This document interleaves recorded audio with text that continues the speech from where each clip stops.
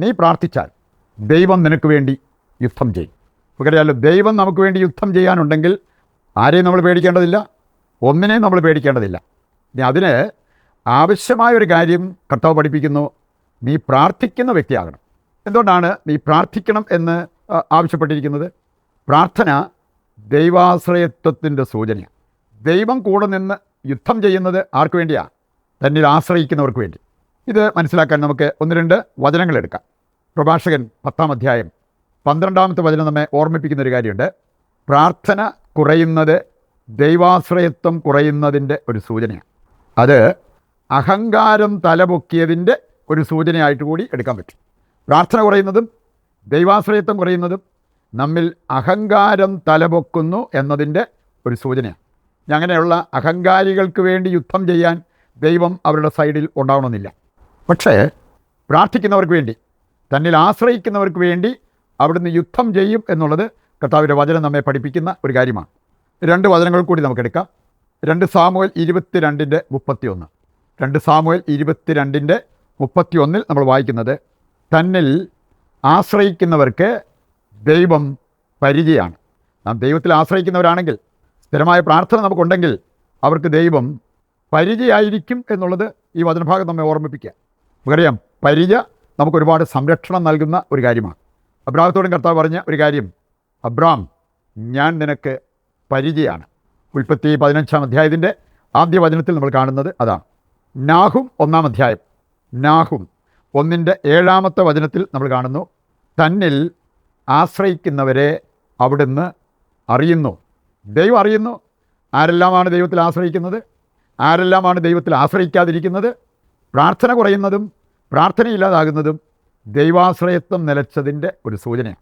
അവരെ ദൈവം അറിയുന്നു എന്നുള്ളത് ഈ വചനഭാഗം നമ്മെ ഓർമ്മിപ്പിക്കുന്ന ഒരു കാര്യമാണ്. ഇതിൻ്റെ വെളിച്ചത്തിൽ ആദ്യമായിട്ട് നമ്മൾ ചിന്തിക്കുന്നത്, പ്രാർത്ഥന കാര്യങ്ങൾ നമ്മുടെ ജീവിതത്തിൽ എളുപ്പമാക്കും. ഈ ഒരു ബോധ്യം നമുക്ക് വന്നു കഴിഞ്ഞാൽ നമ്മൾ സ്ഥിരമായിട്ട് പ്രാർത്ഥിക്കും. സ്ഥിരമായിട്ട് പ്രാർത്ഥിക്കുന്നവരുടെ ജീവിതത്തിൽ കാര്യങ്ങൾ എളുപ്പമാകും. പ്രാർത്ഥനയില്ലാത്തവർ പ്രതികൂലങ്ങളെ കാണുന്നത് പോലെ ആയിരിക്കില്ല പ്രാർത്ഥനയുള്ളവർ കാണുക. ദുഷ്കരമായ കാര്യങ്ങൾ അവരുടെ ജീവിതത്തിൽ വന്നാലും അതിനെ എളുപ്പം മറികടക്കാൻ പ്രാർത്ഥനയുള്ളവർക്ക് പറ്റും. ഒക്കെ ഒരുപക്ഷെ പഴയ കാലത്തൊക്കെ കണ്ടിരുന്നൊരു കാര്യമാണ് ചുമട് താങ്ങി. ചിലർ ചുമടുമായിട്ട് ചന്തയ്ക്കൊക്കെ പോകുന്നവരോ ചന്തയിൽ നിന്ന് തിരിച്ച് വീട്ടിലേക്ക് പോകുന്നവരോ ഇടക്കാലാശ്വാസം പോലെ ഇടയ്ക്ക് ഒന്ന് ഇറക്കി വെച്ചിട്ട് അല്പം വിശ്രമിക്കാൻ ചുമട് താങ്ങി. അതേ വെച്ചാൽ ഇവർ നിലത്തുനിന്ന് പൊക്കിയെടുത്ത് തലയിൽ വെക്കേണ്ട ആവശ്യം വരത്തില്ല. അത് കുറച്ചുകൂടി എളുപ്പമാണ്. ഏതാണ്ട് ഇതുപോലെ പ്രാർത്ഥനയുള്ളവരുടെ ഒരു പ്രത്യേകത, നമുക്കറിയാമല്ലോ, ഒരു നിലത്ത് കിടക്കുന്നൊരു സിമൻറ്റിയാക്ക് വേറൊരാളൂടെ ഒന്ന് സഹായിച്ചു തരികയാണെങ്കിൽ എടുത്ത് തലയിൽ വെക്കാൻ വളരെ എളുപ്പമുണ്ട്. ഏതാണ്ട് ഇതുപോലെ പ്രാർത്ഥനയുള്ളവരുടെ പ്രത്യേകത എപ്പോഴും ദൈവത്തിൽ നിന്ന് ഒരു കൈത്താങ്ങ് അവർക്കുണ്ടാവും. ദൈവം അവരെ സഹായിക്കുന്ന, ഭാരം വഹിക്കാനാണെങ്കിലും രോഗം സഹിക്കാനാണെങ്കിലും ദൈവം അവരെ സഹായിക്കുന്ന അവസ്ഥ അവർക്കുണ്ടാവും.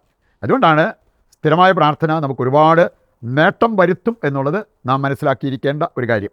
യെശയ്യാ 41:10-13 വരെ വായിച്ചാൽ അവിടെ പറഞ്ഞിട്ടുണ്ട്, എൻ്റെ വലതുകരം നിന്നെ താങ്ങും, ചുമട് താങ്ങി സഹായിക്കും പോലെ. അതുപോലെ തന്നെ ഞാൻ നിന്നെ സഹായിക്കും എന്നുള്ളത് ഈ വചനഭാഗം കിട്ടി നമ്മെ ഓർമ്മിപ്പിക്കുന്ന കാര്യമാണ്. 2 കൊരിന്തോസ് 6-ാം അധ്യായം 2-ാമത്തെ വചനം പറയുന്നുണ്ട്, സ്വീകാര്യമായ സമയത്ത് ഞാൻ നിൻ്റെ പ്രാർത്ഥന കേട്ടു, ഞാൻ നിന്നെ സഹായിച്ചു. നമ്മുടെ കടമ എന്താ? പ്രാർത്ഥിച്ചുകൊണ്ടേയിരിക്കുക. സ്വീകാര്യമായ സമയത്ത്, തക്ക സമയത്ത് കർത്താവ് നമ്മുടെ പ്രാർത്ഥന കേൾക്കും, കർത്താവ് നമ്മെ സഹായിക്കും.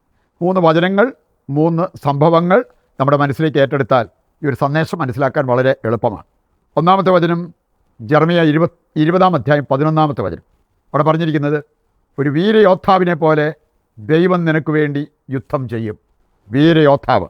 അതുപോലെ തന്നെ സെഫാനിയ 3:17 വായിച്ചാൽ അവിടെ പറഞ്ഞിരിക്കുന്നത്, നിൻ്റെ ദൈവമായ കർത്താവ്, വിജയം നൽകുന്ന യോദ്ധാവ് നിങ്ങളുടെ മധ്യയുണ്ട്.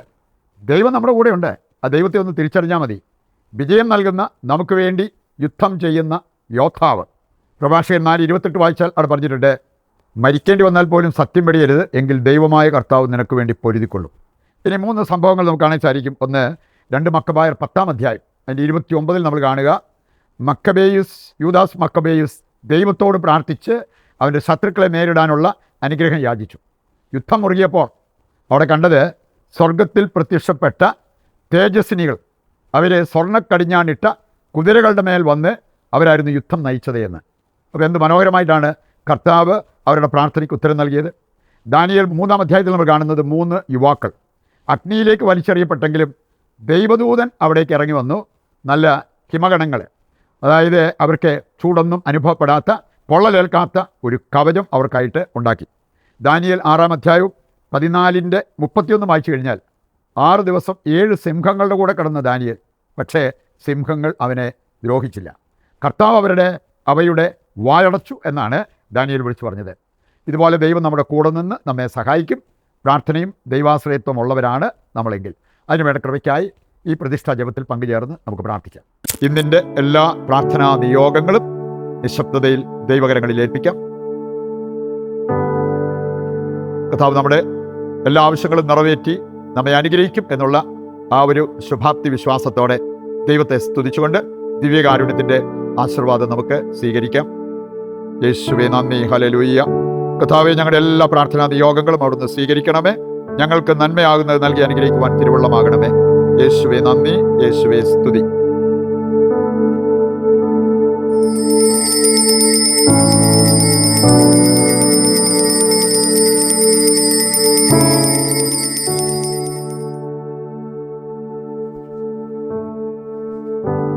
മറ്റൊരു എപ്പിസോഡുമായി നാളെ വീണ്ടും നമുക്ക് ഒന്നിക്കാം.